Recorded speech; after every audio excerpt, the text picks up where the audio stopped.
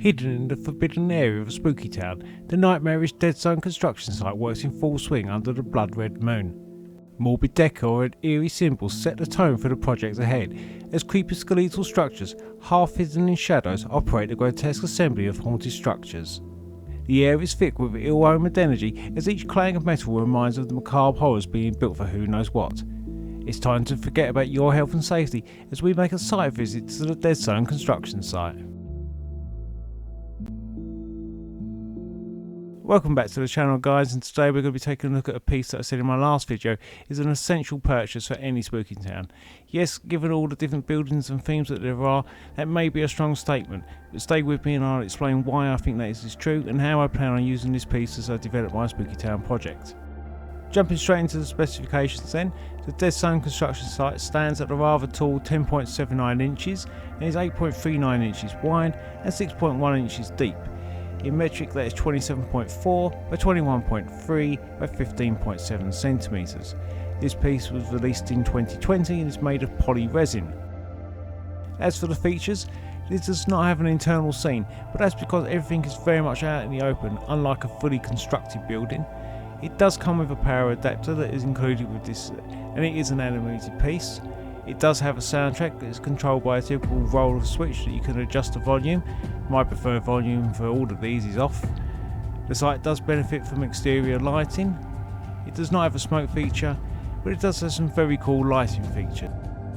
Before I get into the finer points of the Dead Zone construction site, I feel it's only right to divulge that the condition you saw this building during the intro was not the same as how I initially received it.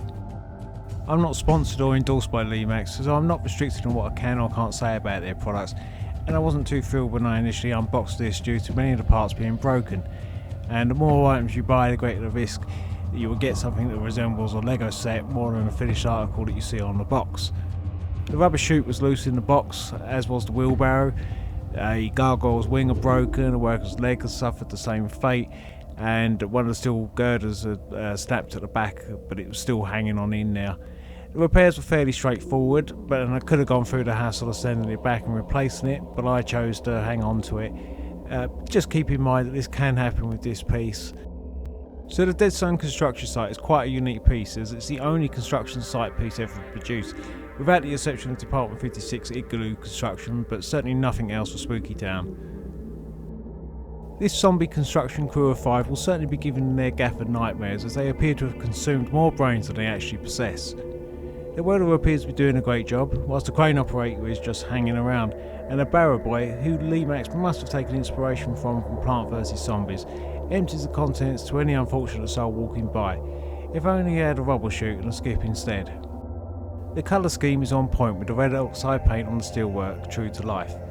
The site equipment gives a striking contrast to the gothic grey building with a prominent red mixer and yellow generator. The signage is bold and clear, and I think they could have used a little more if I'm being critical.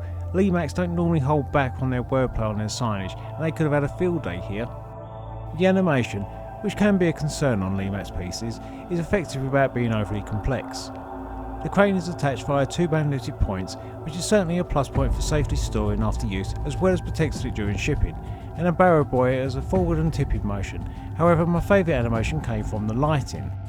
The spot welder is incredibly bright at night, and the animation looks fantastic, as does the construction worker either taking a bite into the wire or offering himself as an undead cable conductor. When looking at last year's releases, I thought Lemax had pulled a masterstroke, and I was ready to heap praise upon them because I thought that 3 years into the Dead Zone construction project, they had completed the build and given us the Phantom View apartments. I remember thinking, wow, this is such a clever idea. They developed the story of one of their products to bring us another, and potentially you could have both pieces side by side as you were developing a complex. Sadly, my pent-up praise was unfounded, as when I compared the two, there were a few differences that sadly this wasn't the same building, which I still feel was a bit of a missed opportunity, but it did get me thinking about the theming and the utilisation of this construction site in my village. So why is this piece so essential? It's been out for 5 years, it hasn't been the best of sellers. What makes it so special? Well, I believe the reason for that is unless you're incredibly fortunate, you can just go out and splash the cash, getting everything you need for your spooky town that you have no more room left for it to grow. The theming of this piece allows you to develop and grow your village over the years, so much that it becomes integral to the process and part of the journey. Let me explain.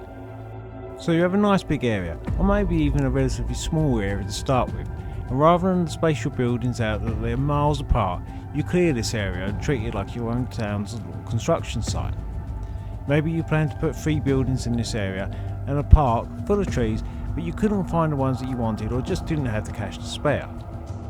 You add 1 building, the dead zone construction site, add some hoarding, and now you have a large part of your village covered with a talking point of how you're going to develop the area.